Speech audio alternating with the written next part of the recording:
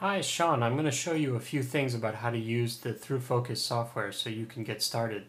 So the first thing we're going to do is we're going to navigate to the Organize panel here. You can see this says Organize, and this is where we have a thumbnail view of our images. So we're going to choose the directory that contains our images. Okay, and it changes. Now notice it's loading all the thumbnails.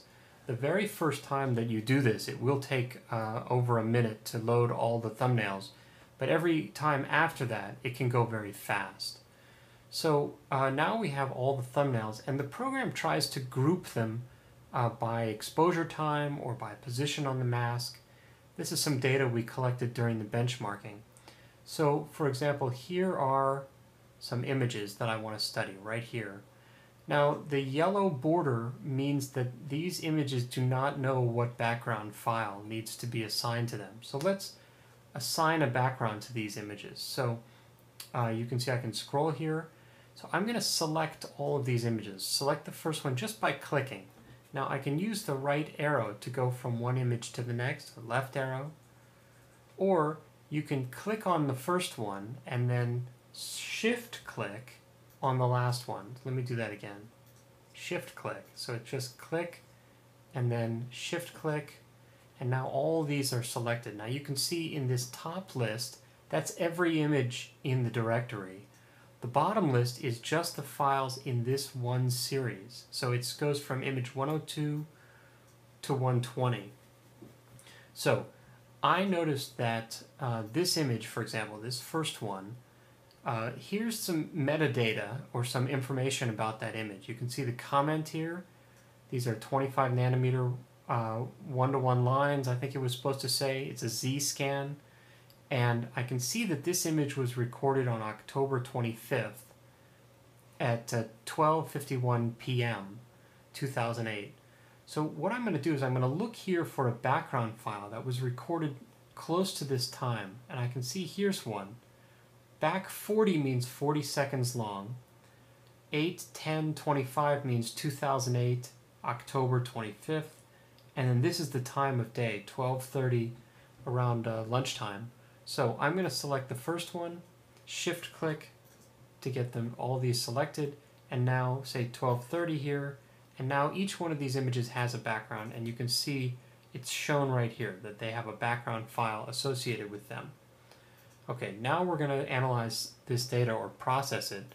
So I'm going to click on 102, that's the first one, and go over to the Process tab here. So let's first just take a look at this data. Now, in the Process window, you have a lot of different features you can use.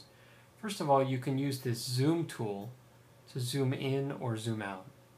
Now, these images have been rotated already to be aligned with the mask. You can see how the data was recorded just by pressing the 0 button here, or go back to auto, and now it shows you how the mask alignment should be. So if you move the cursor around, you can see the image profiles here, the cross sections, and if the image is not bright or dark or too dark, you can double click and it changes the scaling based on that area right where you click. So I'm clicking at each one of these places, actually double click. Okay, so let's zoom in on this area and let's mark the same position in each image. So this little cross here is very important. We're going to put that cross at the same position, and that's going to tell the program how the images are aligned.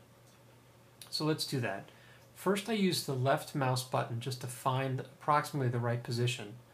Then you use the space bar to click, and it moves all the way to the next image. So we'll do that for each image here. I'm going to click, space bar, click, space bar, click, space bar.